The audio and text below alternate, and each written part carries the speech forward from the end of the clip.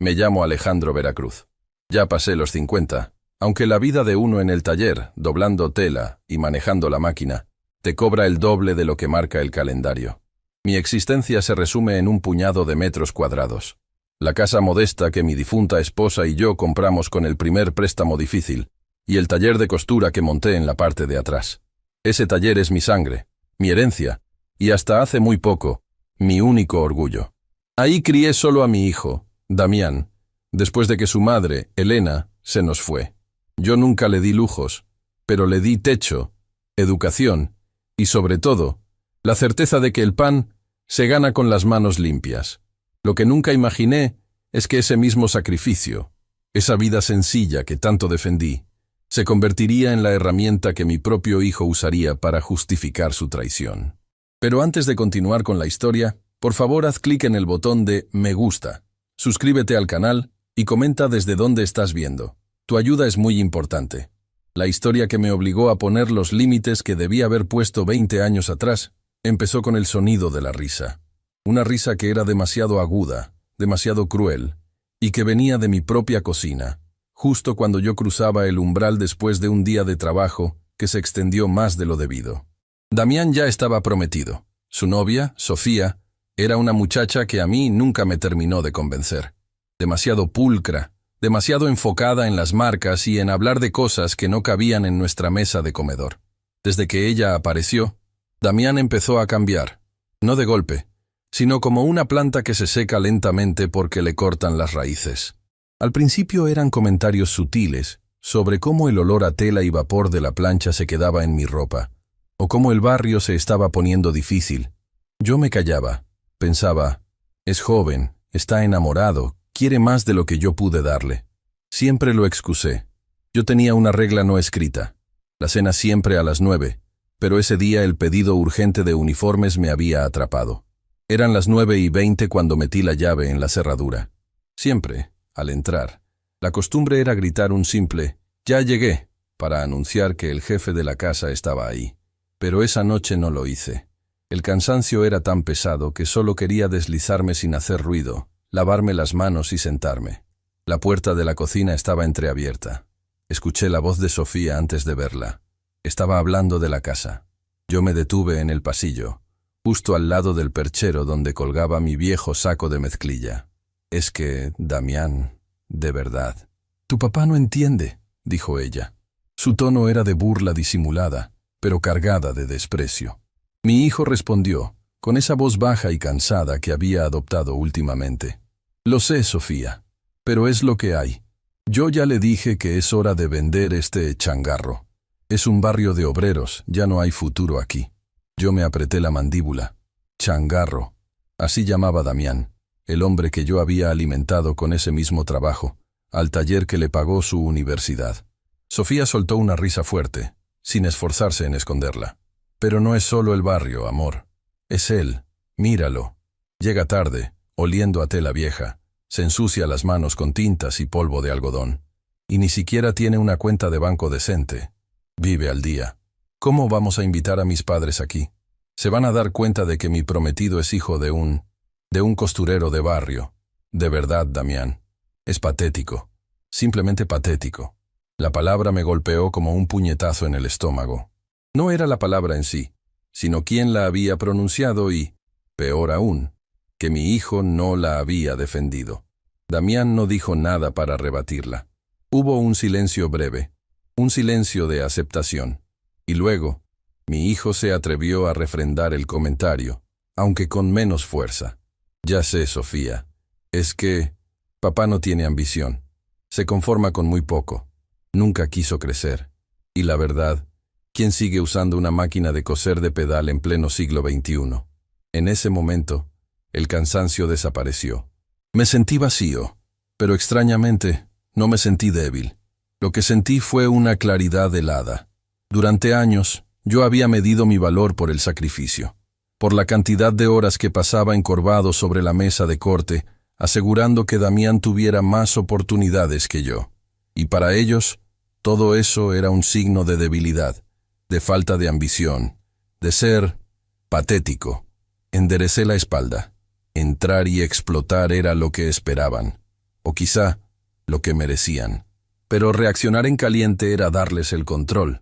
Yo había aprendido hace mucho que las batallas importantes se ganan en silencio, no gritando.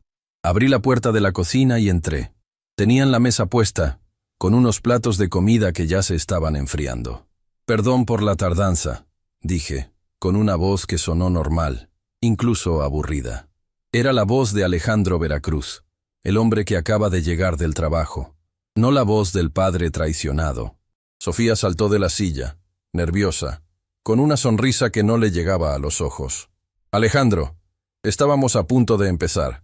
Tienes que probar la pasta que hice. Es mi receta familiar». Damián se levantó, más lento, y me dio un golpe suave en el hombro, un gesto que antes era afecto, y ahora se sentía como una excusa apresurada.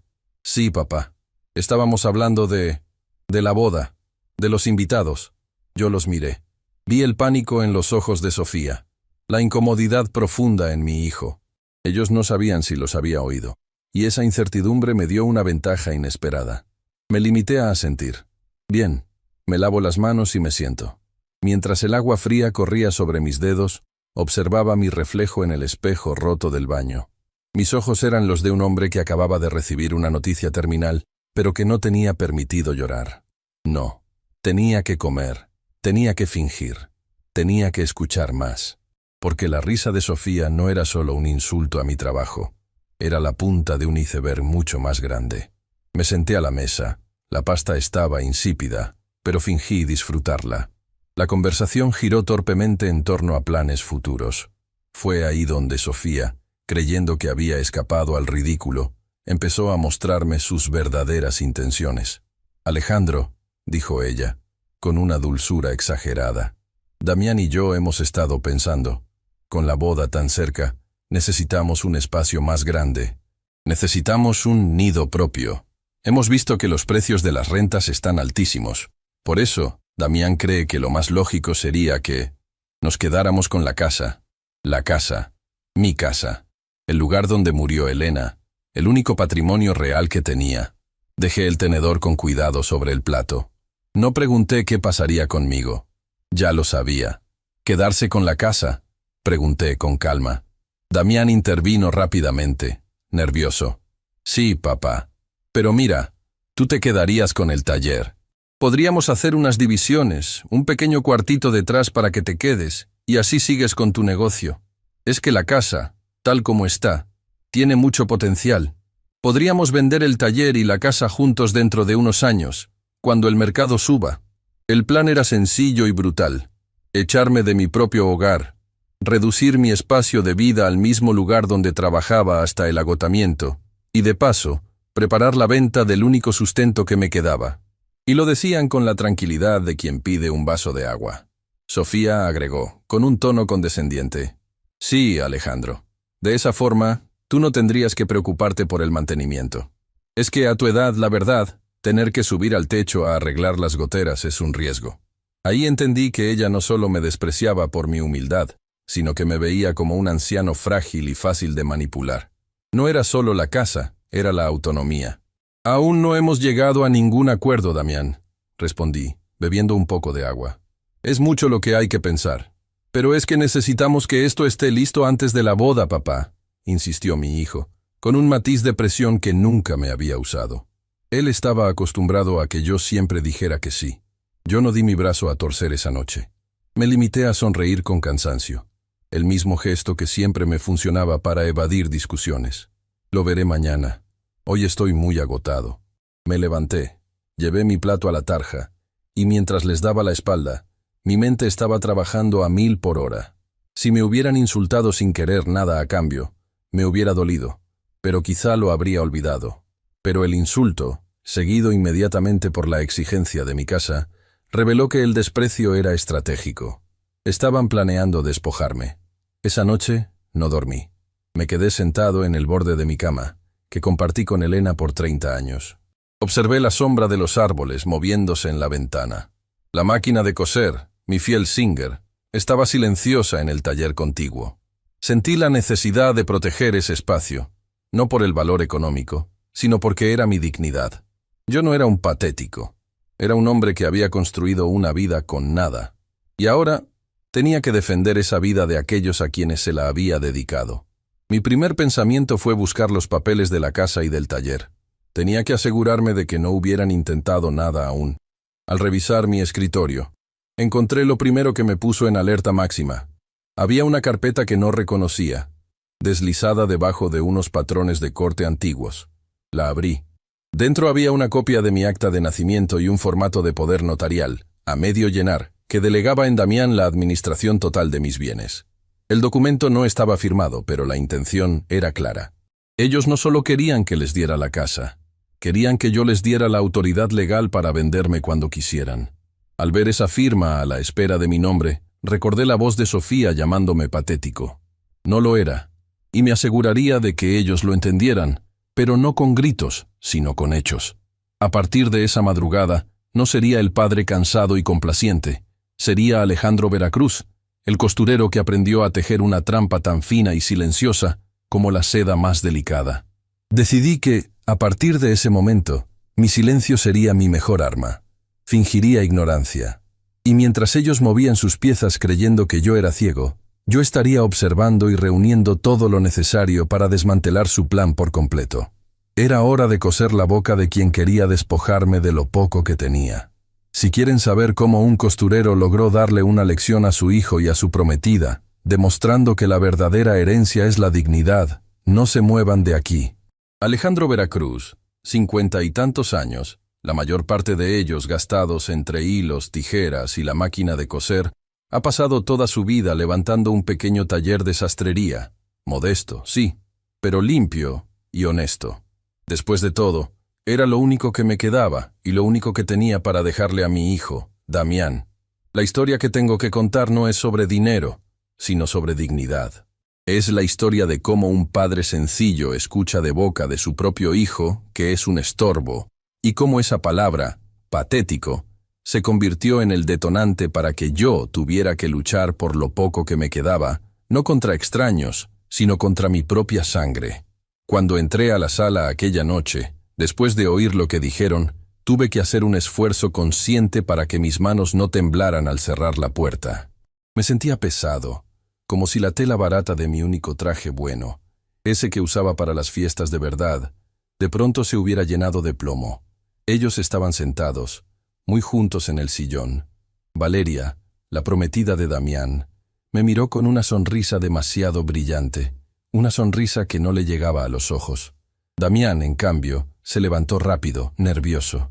Yo sabía que él me había oído, o al menos sabía que yo podrían haber oído, y el miedo lo hacía actuar de una forma extraña. Me senté en la silla de madera, la que siempre ocupaba en la mesa. Damián habló demasiado fuerte sobre lo mucho que le había gustado su nuevo trabajo en la empresa de importaciones, la que le había conseguido el padre de Valeria. Yo escuchaba, asintiendo, pero mi mente estaba atascada en el sonido de la palabra patético y el tono de desprecio que usó mi hijo. No era un enojo de joven, no era una rabia explosiva, era la vergüenza fría y calculada de un hombre que ha decidido que su origen no le sirve para el futuro que quiere. Valeria puso el plato frente a mí. Era una carne que olía a algo caro, pero a mí me sabía a ceniza. Ella empezó a hablar de la boda. Siempre, desde que empezaron a planear, todo lo que ella decía sonaba a exigencia maquillada de sugerencia. Alejandro, estábamos hablando con Damián de la casa, dijo ella, mientras tomaba un sorbo largo de vino blanco. Ya sabes, con la boda necesitamos espacio. Este lugar es acogedor, sí, pero las paredes son muy viejas. Y el taller, pues, es un desastre, ¿no crees? Mi casa, mi taller. El taller que levanté con las manos, donde mi esposa me ayudaba a cortar la tela, y donde crié a Damián solo, mientras la aguja sonaba 12 horas al día. Era mi santuario. Para ella, era un desastre. Le respondí sin levantar la voz, porque en ese momento entendí que mi única defensa era el silencio y la observación. Es viejo, Valeria, pero está pagado. Y el taller me da de comer. No es grande, pero es suficiente. Ella hizo un gesto con la mano, como si estuviera espantando una mosca. Pero, ¿quién querrá comprar un traje de un lugar que huele a pegamento y tela vieja? Ya no estamos en los 80, Alejandro. Damián y yo tenemos que construir un patrimonio moderno, Algo que podamos proyectar a futuro. Damián no me miraba. Estaba concentrado en cortar la carne, aunque sus movimientos eran torpes. Era su manera de decir que no estaba de acuerdo, pero que no iba a contradecir a Valeria. Yo sabía que en el fondo, él entendía el peso de mis años en esas paredes, pero el brillo de la nueva vida que Valeria le prometía era más fuerte que cualquier deuda emocional. Esa noche, me fui a la cama temprano, cerré la puerta de mi habitación y esperé. Ya no sentía rabia, sentía una claridad terrible. Las humillaciones no eran nuevas, pero ahora tenían un nombre: patético. Y esa palabra venía con un plan. Los días siguientes, la atmósfera en casa cambió de sutil a opresiva. Valeria venía casi a diario, con carpetas y planos. Ella ya no preguntaba, ella dictaba. Empezó a medir las paredes, a hablar con Damián de dónde tirarían este muro y dónde pondrían la nueva cocina. Lo peor de todo era la forma en que discutían sobre el taller. «Mira, Damián», le escuché decir una tarde, mientras yo estaba en la mesa de corte, fingiendo ignorarlos. «Si vendemos esto como propiedad con gran potencial comercial, en lugar de taller de costura de barrio, el precio sube al menos un 20%. Tu papá tiene que entender que su pequeño negocio solo está estancando el valor real del terreno. No estaban hablando de remodelar, estaban hablando de liquidar mi vida laboral. Estaban planeando despojarme de mi herramienta de trabajo para convertir mi casa, mi única posesión, en capital para su nueva vida». Damián venía después, actuando como mediador forzado. «Papá, Valeria solo dice que podrías considerar rentar un local más pequeño. La gente ya no viene a la casa como antes. Es por tu comodidad». «Mi comodidad es trabajar donde viví, Damián», le respondí, sin dejar de enfocarme en la tela. «Si este taller se va, ¿dónde voy a trabajar? ¿Qué voy a hacer? ¿Depender de ustedes?». Mi pregunta lo golpeó. Él se quedó en silencio, porque la respuesta, la que no quería decir, era precisamente esa. Sí, querían que yo dependiera de ellos. Querían mi casa y querían mi silencio. Y la única manera de asegurar mi silencio era asegurarse de que yo no tuviera nada más que ofrecer. Las peticiones injustas empezaron a escalar. Primero fue el dinero para el banquete de la boda, que debía ser sencillo, pero terminó costando lo que yo ganaba en 3 años. Luego, Damián me pidió que firmara un documento. «Es solo para actualizar el registro del predio, papá», me dijo una mañana, con prisa. «El banco nos pide que lo tengamos al día para el crédito hipotecario que vamos a usar para pagar los proveedores de la boda». El crédito hipotecario. Mi casa estaba libre de deudas. ¿Por qué el banco necesitaba mi casa para pagar una boda? Algo se me encendió dentro. La vieja desconfianza de quien ha pasado su vida contando centavos. «¿Qué dice exactamente este papel, Damián?», pregunté tomando los lentes de leer. «Nada importante. Solo firmas aquí abajo donde dice propietario para confirmar que los datos catastrales son correctos. Es un trámite. No te preocupes». Pero me preocupé. Me preocupé porque Damián no me dejaba leer. Él estaba parado sobre mí, mirando mi hombro, diciéndome que se le hacía tarde para el trabajo. Me lo quitó de las manos antes de que pudiera llegar al cuerpo del texto, solo permitiéndome ver el encabezado que decía algo sobre una declaración unilateral de gravamen y un número grande de pesos mexicanos. «Lo firmo al rato, Damián», dije con calma forzada. «Necesito revisar mis propios papeles primero. No vaya a ser que haya un error en el domicilio. Déjalo aquí, en el escritorio». Él dudó, visiblemente incómodo. Valeria le había enseñado a no dejar cabos sueltos, pero él todavía era demasiado blando para enfrentarme de frente. Finalmente, lo dejó, pero con una advertencia. «No lo pierdas, papá. Lo necesito hoy mismo. Es urgente». Él se fue. Yo me quedé inmóvil en el taller. Sabía que ese papel era la llave para entender lo que estaban planeando. Pero antes de leer, tuve que reafirmar mi motivación. Mi motivación no era convertirme en un mártir. Mi motivación era la dignidad de la memoria de mi esposa, que había puesto cada puntada de su vida en esas paredes, y estaba mi nieto, mi pequeño Mateo, el hijo de mi sobrina, que venía a verme los fines de semana. Mateo era la única luz que no venía de una ambición calculada. Cuando Mateo venía, no le importaba el olor a tela vieja. Le importaba que yo le enseñara a usar la máquina de coser para hacer pequeños títeres. Él era el único que me miraba como un abuelo, no como un obstáculo. Él era el personaje inocente que me anclaba a la realidad. Si ellos lograban echarme o hipotecar mi casa, yo perdería la estabilidad que me permitía tener esos momentos con él. Mateo, el niño, se convirtió en mi límite moral. No iba a permitir que me dejaran en la calle. Esperé hasta que la casa estuvo en completo silencio esa noche. La luna se filtraba por la ventana del taller. Me senté con el documento de Damián y mis lentes. La tinta parecía saltar de la página. El título era engañoso. No era una simple actualización catastral. Era una promesa de cesión de derechos hipotecarios a favor de Valeria, disfrazada de préstamo para la boda. Damián estaba intentando que yo cediera la casa como garantía total de un préstamo que él y Valeria tomarían, con una cláusula muy específica. Si el préstamo no se pagaba, la propiedad pasaba automáticamente al titular del préstamo, que sería, claro, Valeria. Y dado que la cantidad del préstamo era exagerada para su capacidad de pago, era evidente que el plan era forzar el incumplimiento. Me costó respirar. No era solo que me llamaran patético, era que mi hijo, a quien le había dado todo, estaba conspirando activamente para dejarme sin techo por la ambición de una mujer que acababa de conocer. Esto no era un error, era una traición medida y fría. En ese momento, la rabia no llegó. Llegó la calma. Una calma de hielo que me permitió pensar con precisión. Entendí que yo, Alejandro Veracruz, el sastre humilde, no podía enfrentarme a ellos con gritos o sentimientos. Tenía que enfrentarme a ellos con hechos y con la ley. Esa misma noche, después de fotocopiar el documento en una pequeña copiadora que tenía guardada para patrones, la guardé en una caja de metal bajo la cama. Fingí que lo había extraviado. A la mañana siguiente, Damián me preguntó, con el rostro serio, si había firmado el papel. «Hijo, discúlpame», le dije, actuando como el anciano despistado que creían que era. Con la emoción de la boda, no sé dónde lo dejé. Creo que lo puse en la caja de patrones viejos. ¿No me trajiste otro?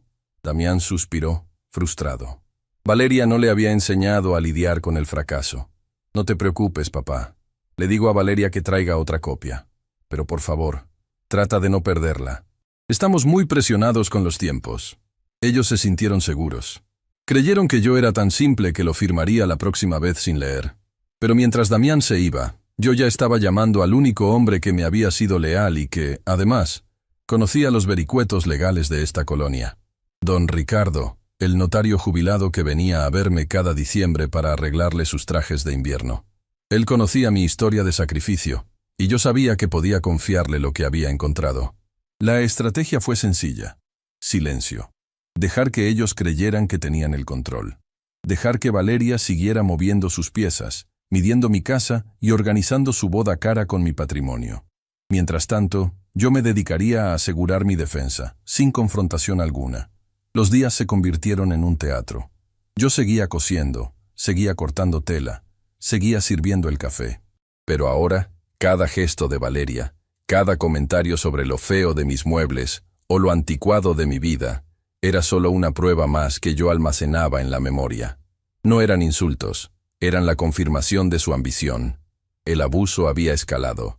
Ya no era solo emocional. Era una invasión directa a mi autonomía y a mi supervivencia. Y yo, el costurero patético, estaba a punto de demostrarles que el silencio de un hombre honesto es mucho más peligroso que la voz fuerte de un ambicioso. Si quieren saber cómo usé ese documento para cambiar el juego y exponer el fraude de Valeria frente a mi hijo y mi comunidad, tienen que seguir escuchando. La justicia no siempre es ruidosa. A veces es solo la aguja de un sastre. Lenta, pero segura. Si les está gustando esta historia de justicia silenciosa, ayúdenme a que más personas la escuchen. Dejen su like y suscríbanse al canal. Soy Alejandro Veracruz. Tengo 58 años.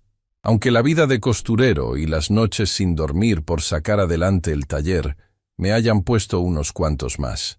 Yo no vengo aquí a pedir lástima. Lo que pasó no es una tragedia de telenovela. Es algo mucho más común de lo que la gente cree. La traición de la sangre. La ingratitud que viene vestida de ambición. Lo que quiero contarles es cómo reaccioné cuando mi propio hijo, Damián, y su prometida, se confabularon para despojarme de lo poco que tenía, de mi casa y de mi taller. llamándome patético a mis espaldas, sin saber que cada palabra había caído sobre mí como una losa de concreto. Después de esa noche de la cena, el aire en la casa cambió. Ya no era un silencio cómodo, ese silencio de padre e hijo que se entienden sin hablar. Era un silencio espeso, lleno de reproches no dichos y miradas que yo evitaba. Yo había escuchado la verdad. Había escuchado el desprecio que sentían por mi oficio humilde, por mis manos llenas de callos y por la casa sencilla que construí puntada a puntada tras la muerte de mi esposa. Pero no dije nada. Decir algo en ese momento habría sido una explosión sin dirección, y yo necesitaba entender la magnitud del daño. Necesitaba saber si solo era un comentario cruel, un desliz de juventud, o si detrás había algo más frío, algo planeado. La prometida de Damián, ella aceleró el paso. Desde ese día, ya no solo se limitaba a criticar la decoración de la sala, empezó a inmiscuirse directamente en el taller. Mi taller es mi santuario. Es el lugar donde he cortado tela por 30 años, donde la máquina de coser es la extensión de mi brazo. Ella comenzó a aparecer por las mañanas, ayudando, decía, pero su ayuda consistía en desmantelar mi sistema. Un día llegó y me dijo, con esa voz dulce pero cortante que usaba para manipular a Damián: Alejandro, el inventario es un desastre. Esos rollos de tela viejos no valen nada, ocupan espacio. ¿Y tus precios? ¿Por qué cobras tan poco por un traje tan fino? Debes actualizarte. Yo la escuchaba mientras mis manos seguían la costura. Yo sé lo que vale mi trabajo y sé el margen que debo manejar para que la gente de este barrio pueda permitirse un arreglo de calidad. Pero ella no entendía de clientes leales ni de economía de barrio. Ella entendía de números grandes y ganancias rápidas. Es que así no progresamos, Alejandro, me insistió. Si el taller da más dinero, podremos pagar una boda decente y Damián no tendrá que estar tan preocupado. Esa era la clave, siempre. Usar a mi hijo como escudo y la boda como urgencia. Sentí la invasión. Sentí cómo mi propia identidad, mi manera de ser y de ganarme la vida, se convertía en un obstáculo para su progreso. Intenté poner un límite suave. Mira, hija, le dije, este taller funciona así desde hace muchos años. La gente me conoce. Si subo los precios de repente, pierdo la clientela. Ella me miró con una expresión que solo viéndola se entiende. Era una mezcla de lástima condescendiente y fastidio profesional. Es que esa es la mentalidad de escasez, ¿entiendes? Hay que pensar en grande, no en el cliente de la esquina. Deberíamos vender este equipo viejo y comprar algo digital. Sería una inversión. Yo miré mi máquina Singer, la que compré con el primer sueldo de verdad, la que me ayudó a criar a Damián. Viejo sí, pero leal. Y me sentí, de verdad, como un mueble viejo que estorbaba en su proyecto de vida lujosa. La presión sobre la casa se hizo insoportable. Ella y Damián venían cada noche con el mismo tema, la necesidad de reestructurar la hipoteca o, más bien, de poner la casa a nombre de Damián. Papá, es solo por seguridad, me decía Damián, evitando mi mirada, mientras picoteaba la cena que yo había preparado. Necesitamos esa garantía para el crédito del negocio que queremos abrir. Es un local de ropa en el centro. Será una fortuna. Pero la casa ya está pagada, yo les respondí, tratando de mantener la voz firme. No hay hipoteca, es mía. Ella intervino, rápida. Sí, pero si la pones a nombre de Damián, el banco lo ve como una garantía más sólida. Y así podemos pedir un préstamo mayor, a nombre de los dos. Es solo un papel, Alejandro. No te va a pasar nada. Seguirás viviendo aquí. Es solo un trámite legal para avanzar. Piensa en el futuro de Damián. Siempre el futuro de Damián, nunca el mío. Lo que ella no sabía era que, desde que escuché lo de patético, yo ya no confiaba en sus intenciones, y mucho menos en el consentimiento silencioso de mi hijo. Yo sabía que ceder la casa, mi único patrimonio, era darles la herramienta para echarme a la calle. Era mi ancla. Mi única excusa para demorar la firma era el papeleo. Inventé que el notario de la familia estaba enfermo, que la escritura original estaba en resguardo y que me costaría tiempo conseguir una copia certificada. Ellos se frustraban, pero no podían presionarme abiertamente sin parecer abusivos. Mientras fingía buscar los documentos, yo empecé mi propio movimiento en silencio. No soy un hombre de mucho dinero, pero tengo algo que el dinero no compra: la lealtad de la gente que vio mis sacrificios. Había un hombre, don Rogelio, mi primer empleado, un sastre ya retirado, con casi 80 años, que me veía como a un hijo. Rogelio había trabajado conmigo en el taller por 20 años y ahora pasaba las tardes en el parque. Lo llamé discretamente y le conté lo esencial: que sentía que mi hijo me estaba engañando con la ayuda de su prometida y que temía perder mi casa. Rogelio me miró con esa sabiduría vieja y lenta. Alejandro, el lobo siempre entra por la puerta que el dueño abre, pero tú no la abras. Averigua qué papel quieren que firmes de verdad. No confíes en un papel que venga de ellos. Ve a un abogado, de los tuyos, de los que saben de la gente sencilla. Siguiendo su consejo, busqué a la licenciada Elena, una mujer joven, pero con una reputación impecable en el barrio, especializada en derecho familiar y protección patrimonial. Le conté la historia con toda la contención posible, desde el comentario de patético hasta la insistencia en la firma de las escrituras. Ella me escuchó con una seriedad que me dio tranquilidad. Necesitamos ver exactamente qué documentos están manejando, don Alejandro. Ellos le están pidiendo que transfiera su propiedad a su hijo. Si la casa está libre de gravámenes, una transferencia directa lo deja a usted sin ninguna protección legal. Necesitamos pruebas de su intención real. Me sentí un espía en mi propia casa. Las noches se volvieron una vigilia. Mientras ellos dormían o salían, yo revisaba. Buscaba carpetas, revisaba la impresora, los papeles de la mesa de centro. No quería encontrar nada, pero al mismo tiempo lo deseaba con una desesperación fría. Necesitaba la prueba para poder actuar. La oportunidad llegó una noche en que Damián y su prometida salieron a una reunión de negocios y tardaron en volver.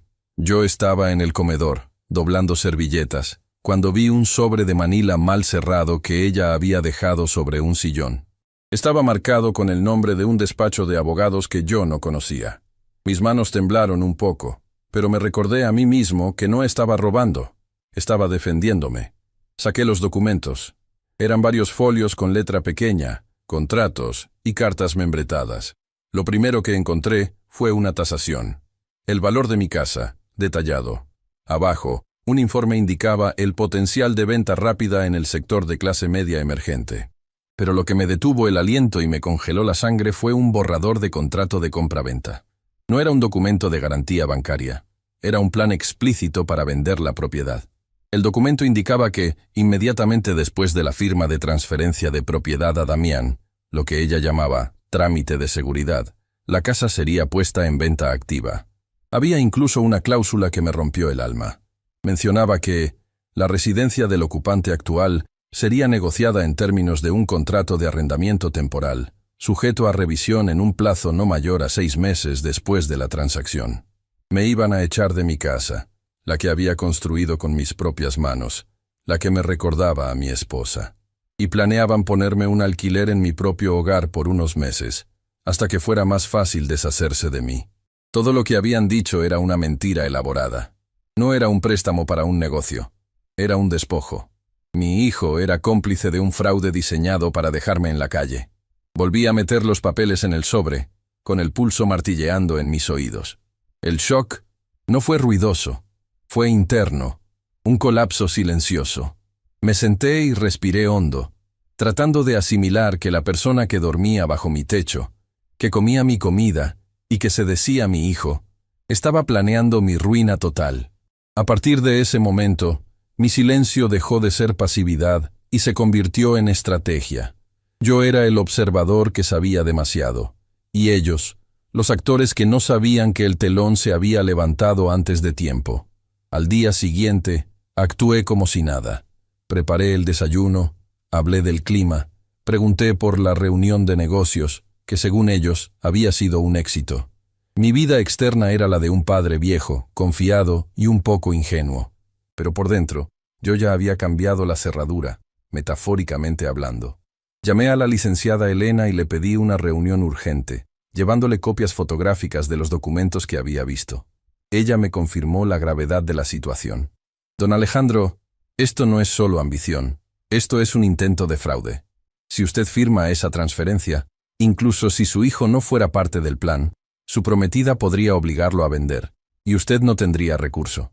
Tenemos que actuar inmediatamente para proteger su patrimonio, y más importante, protegerlo a usted. Mi único consuelo fue que no actué impulsivamente. No grité, no acusé a mi hijo, no le di la oportunidad de inventar otra mentira. Mi objetivo ahora era simple: proteger lo que era mío y desenmascarar a esa mujer sin hacer un escándalo público, usando la ley, la única herramienta que ellos respetaban. La licenciada Elena me dio instrucciones precisas. Usted seguirá demorando la firma. Utilice las mismas excusas burocráticas: el notario, el registro, la copia extraviada. Mientras tanto, vamos a movernos. Lo primero es asegurar una cláusula de patrimonio familiar inalienable sobre la casa. Eso impedirá cualquier venta sin su consentimiento. Y lo segundo, vamos a auditar el taller. Necesitamos demostrar que usted es el único dueño legal y que no hay deudas asociadas a terceros. Me sumergí en la tarea, dedicando mis tardes, después de las horas de costura, a reunir facturas viejas, recibos bancarios y documentos fiscales. Don Rogelio, mi sastre de confianza, me ayudó a organizar los papeles del taller. Él entendía el sacrificio de cada recibo. Mientras yo reunía mi armamento legal, ellos seguían con su teatro. La prometida de Damián se volvió más irritante en el taller, pidiendo dinero prestado para los gastos de la boda y asegurando que me lo devolvería con los millones del nuevo negocio. Damián, por su parte, seguía distante, molesto por mi lentitud con los papeles de la casa, pero sin atreverse a alzarme la voz todavía. Yo observaba a Damián.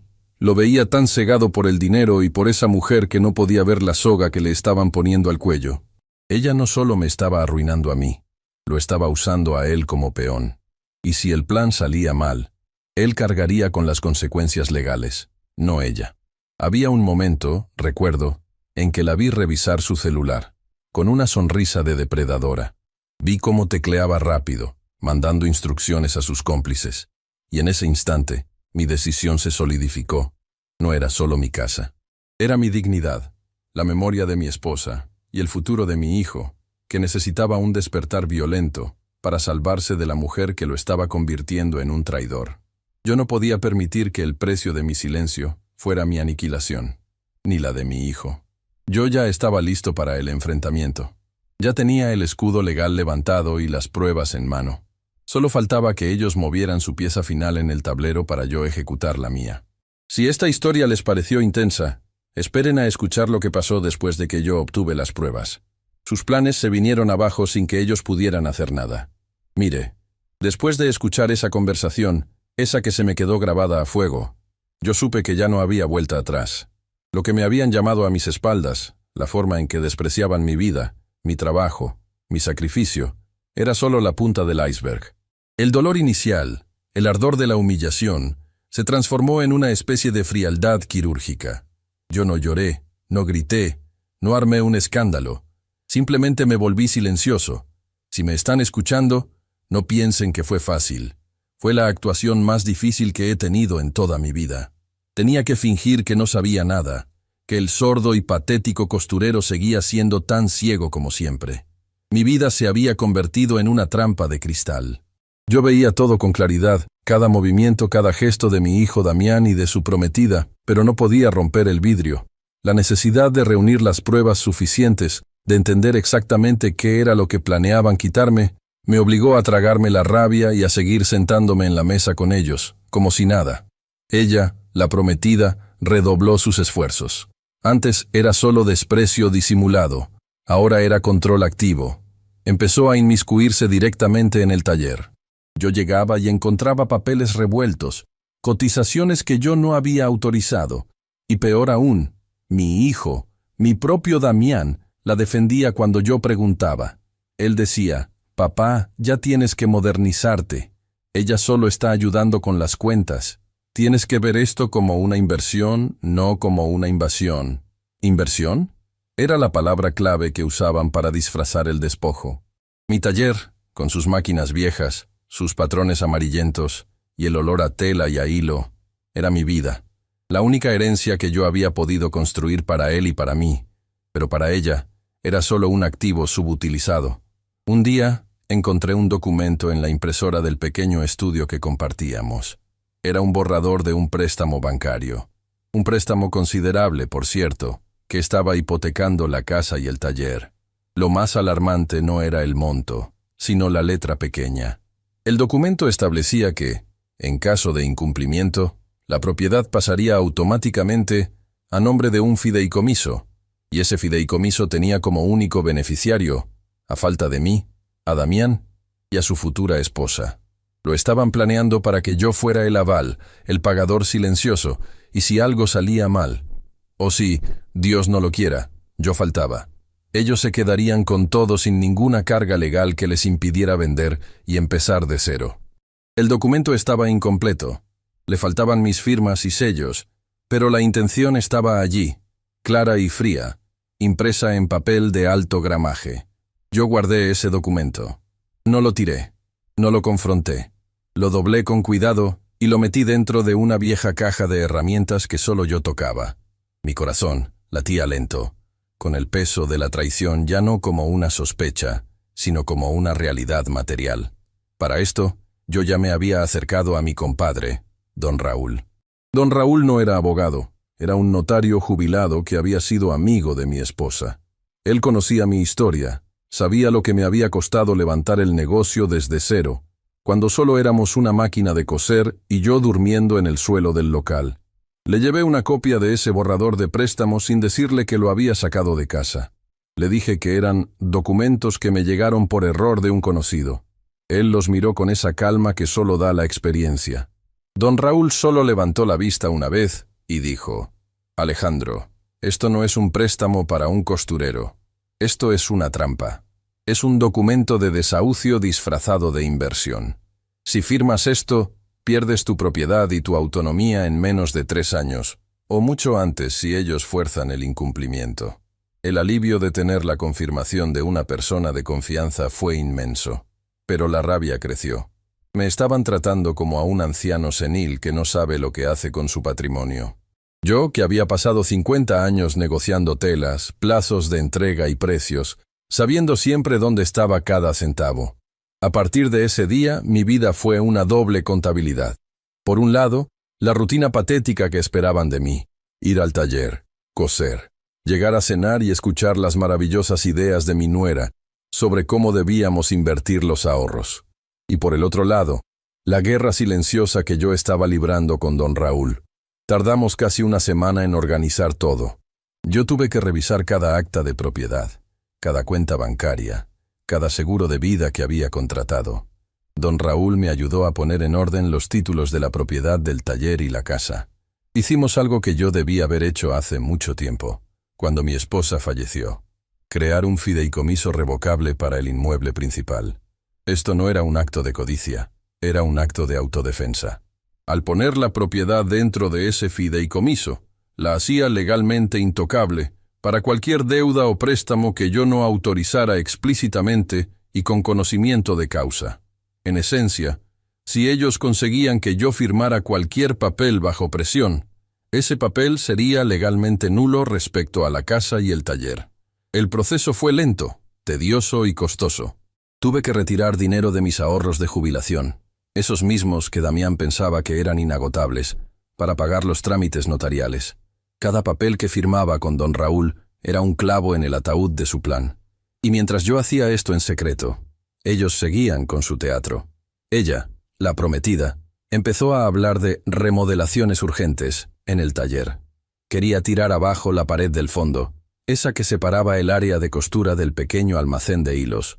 Esa pared no era solo cemento, era donde yo tenía guardadas las muestras de telas de mi esposa, las primeras máquinas que compré y todos los recuerdos de cuando empezamos. Ella dijo en una cena, con esa sonrisa de superioridad que me irritaba: «Alejandro, esa pared es obsoleta. Si la tiramos, el espacio se duplica. Podemos meter 2 máquinas industriales nuevas y el taller se ve menos anticuado». Damián asintió inmediatamente, sin mirarme. «Sí, papá, ya lo habíamos platicado». «Ella tiene razón. Es por el negocio». Yo la miré fijamente. Puse mi cuchara sobre la mesa, haciendo un ruido sutil, pero firme. «No, dije, y la palabra resonó en el comedor, que generalmente era un espacio lleno de su ruido, no del mío. Ella se quedó perpleja. Estaba tan acostumbrada a que yo aceptara o me callara, que una negativa directa la descolocó. ¿Cómo que no, Alejandro? Es una necesidad. Las máquinas son lentas, no podemos competir así, insistió ella, ahora elevando un poco la voz.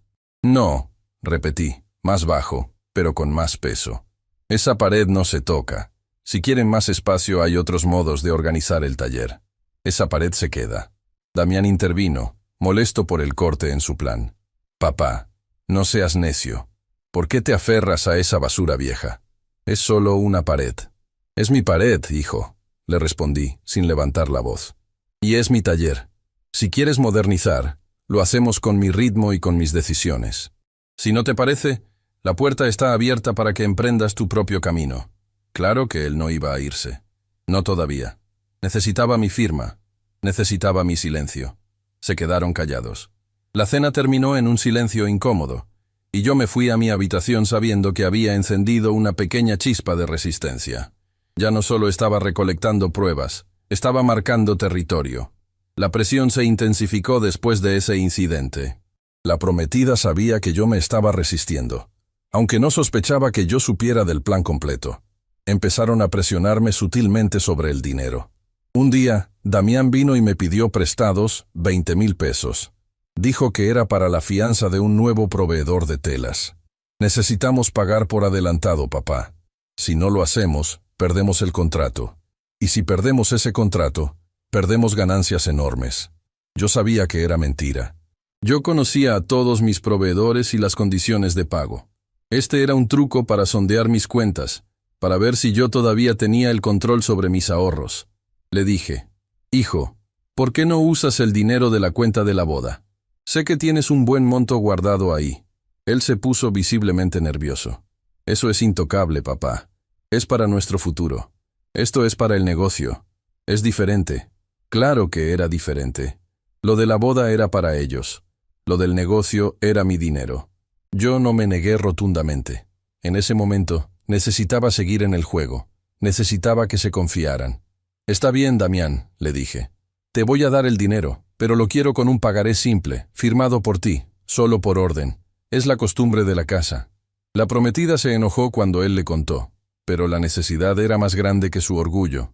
Damián vino, firmó el pagaré por los 20,000 pesos, y yo le entregué el efectivo. Yo sabía que nunca vería ese dinero de vuelta, pero ese pequeño papel era otra pieza de evidencia. No era solo la traición emocional, era una traición financiera documentada. Mientras ellos creían que estaban avanzando en su plan de despojarme, yo ya había asegurado mi posición. El fideicomiso estaba formalizado. Mis cuentas bancarias estaban protegidas con nuevas claves y cláusulas de doble autorización que mi hijo no conocía. La semana siguiente, ella, con esa audacia que solo tienen los que se sienten intocables, dio el golpe de gracia. Me pidió que dejara de ir al taller a coser. Llegó a la hora del almuerzo, muy sonriente, y me dijo, Alejandro, mira, ya no tienes que venir todos los días. Damián y yo podemos manejar la operación. Tú ya has trabajado mucho. Deberías tomarte unas vacaciones.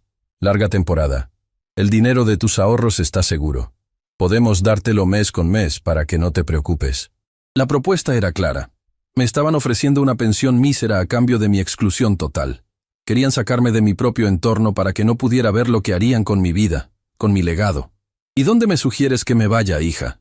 Pregunté con la máxima calma. No sé, a la costa, o a donde sea que te guste.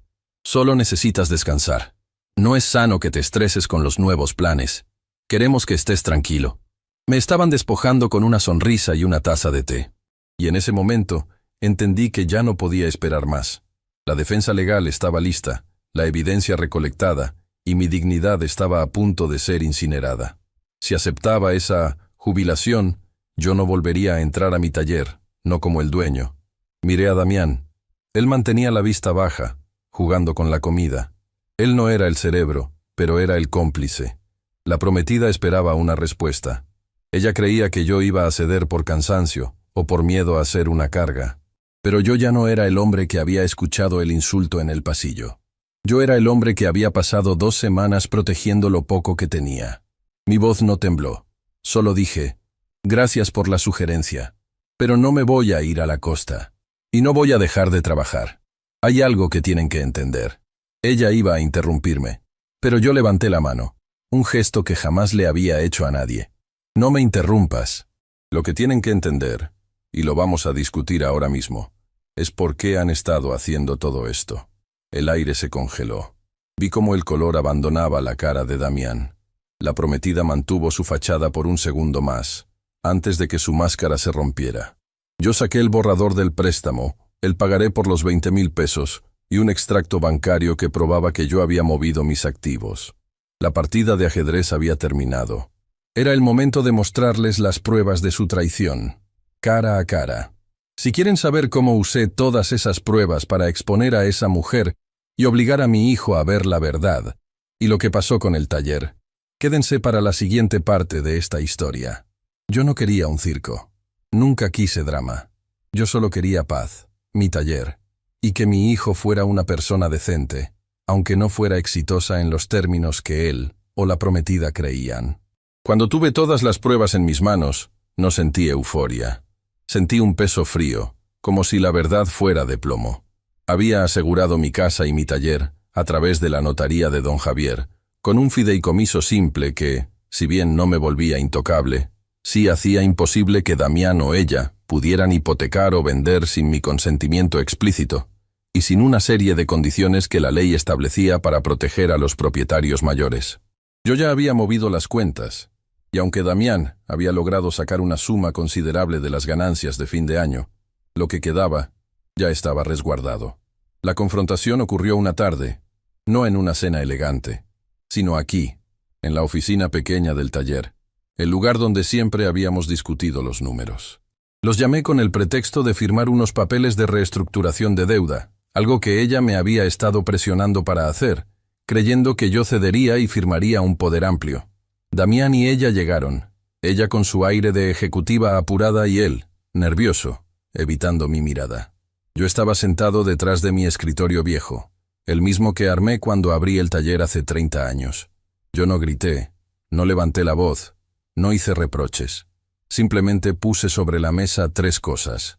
La primera fue una carpeta notarial sellada. Este es el nuevo estatus legal de la casa y el taller, dije, empujando la carpeta hacia ellos. Ya no están a mi nombre directo, están en un fideicomiso.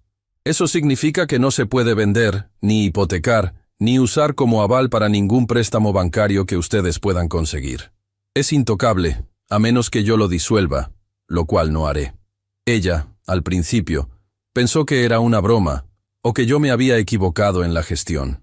Ella tomó la carpeta y empezó a leer rápidamente los términos.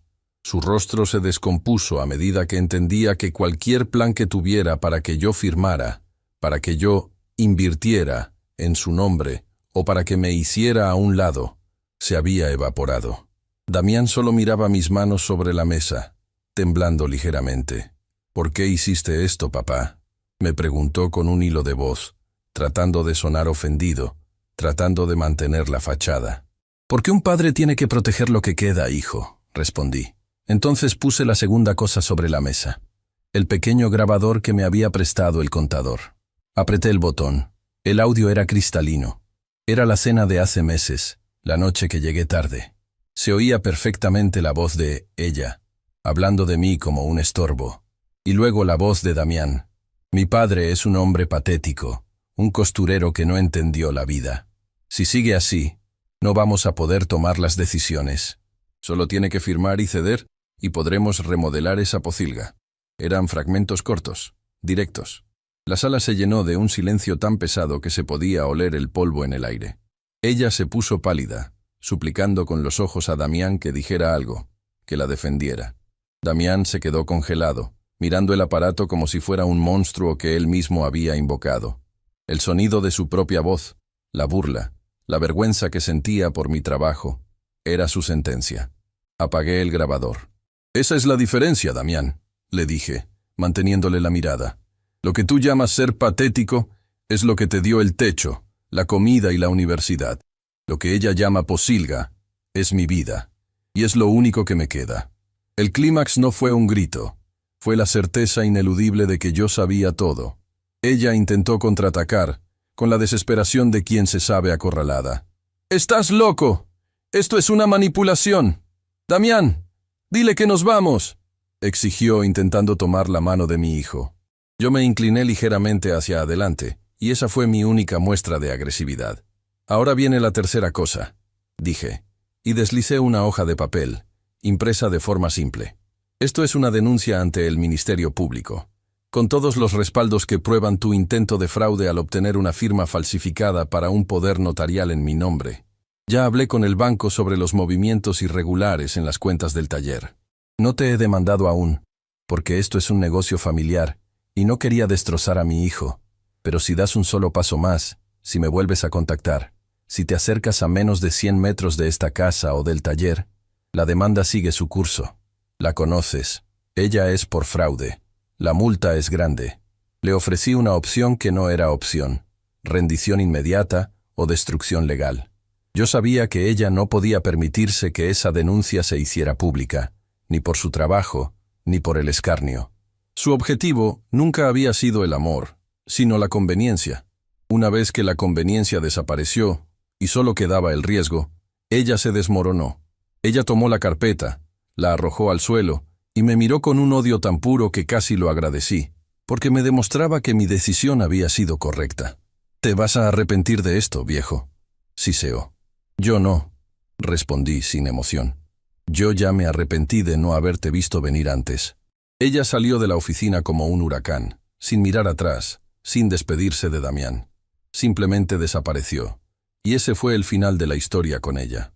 No hubo más llamadas, no hubo dramas. Se borró del mapa para evitar la denuncia, para proteger su futuro económico, el cual valía más para ella que cualquier matrimonio o plan. Me quedé solo con mi hijo en la oficina. El silencio se volvió insoportable. Damián no se movía. Su prometida lo había abandonado en una oficina modesta, por miedo a las consecuencias de un simple costurero. «Papá», empezó. «No me digas nada». Lo corté, mi voz firme pero cansada. «No me pidas perdón todavía. Las palabras, Damián, no valen nada. Valen los hechos».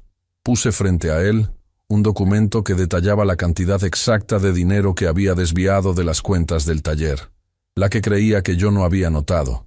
No era una fortuna, pero para el taller era crucial. Era el fondo de emergencia. «Esta es la deuda.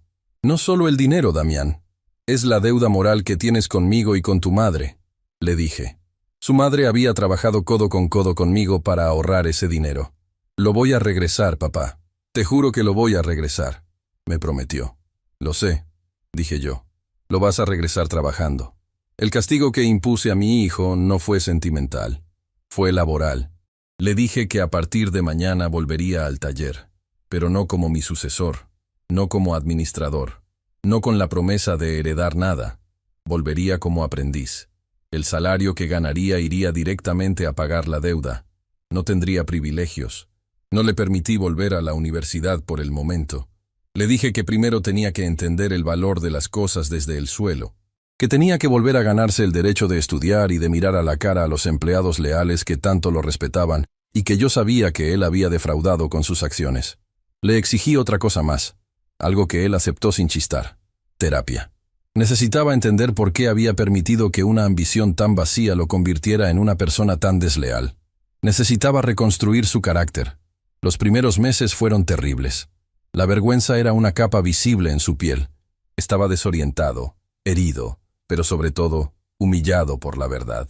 Mi hijo, el egresado universitario, estaba barriendo el piso, cargando rollos de tela, cosiendo dobladillos y entregando pedidos en su carro viejo. Al principio, lo observé con distancia. No éramos padre e hijo, éramos jefe y empleado. Yo era inflexible en el horario y en la disciplina. Si llegaba un minuto tarde, le descontaba. Si una pieza salía mal, la desechaba y la volvía a hacer. La gente del taller, los que me conocen de toda la vida, lo observaban también. Ellos sabían que no era un castigo cruel, sino una oportunidad. Ellos lo trataron con la misma dureza, pero también con el respeto que se le da a cualquiera que se esfuerza. Con el paso del tiempo, Mi hijo dejó de actuar como si estuviera castigado y empezó a trabajar. Sus manos se hicieron más fuertes. El olor a perfume caro fue reemplazado por el olor a algodón, a aceite de máquina y a cuero. Dejó de buscar la validación social en marcas y empezó a encontrarla en el cansancio honesto al final del día. Pasó casi un año antes de que yo sintiera que la reconciliación era posible. No ocurrió con grandes abrazos. Ocurrió un día en que un cliente importante quiso presionarnos para bajar el precio de un pedido grande, a costa de la calidad. Damián, sin que yo le dijera nada, intervino en la negociación, defendiendo el precio justo, explicando la calidad de las costuras y el origen de la tela. Defendió el taller con un orgullo que yo no le había visto nunca. Esa noche, cuando cerramos, me acerqué a él. «Buen trabajo hoy», le dije. «Gracias, papá. Es lo justo», respondió, sin buscar reconocimiento. En ese momento supe que el carácter estaba volviendo. Damián regresó a estudiar después de liquidar una buena parte de la deuda, pero siguió viniendo al taller las tardes y los fines de semana. Ahora estudia y trabaja, pero lo hace con humildad. Aprendió que la dignidad no se negocia por un préstamo bancario o por la aceptación de una mujer superficial. Aprendió a no traicionar. Yo, Alejandro Veracruz, sigo siendo un costurero. Sigo viviendo en mi casa modesta. Nunca me hice rico ni poderoso, pero recuperé algo mucho más valioso: mi paz. Puse límites firmes y protegí lo poco que tenía, y al hacerlo, recuperé a mi hijo. Entendí que la verdadera herencia no es el dinero que dejas, sino el carácter que enseñas. Hoy, mi hijo me mira con respeto. Un respeto que se ganó con el sudor de la frente, no por obligación. La justicia, a veces, no se hace con abogados y juicios mediáticos, sino con silencio, firmeza y la dura realidad del trabajo. Al final, no gané una batalla legal, gané mi autonomía y un hijo transformado. Y con eso, vivo en paz. Si usted ha pasado por algo parecido, quiero que sepa que no está solo. Deje su comentario abajo para que otros puedan leer su historia y juntos entendamos el valor de la dignidad.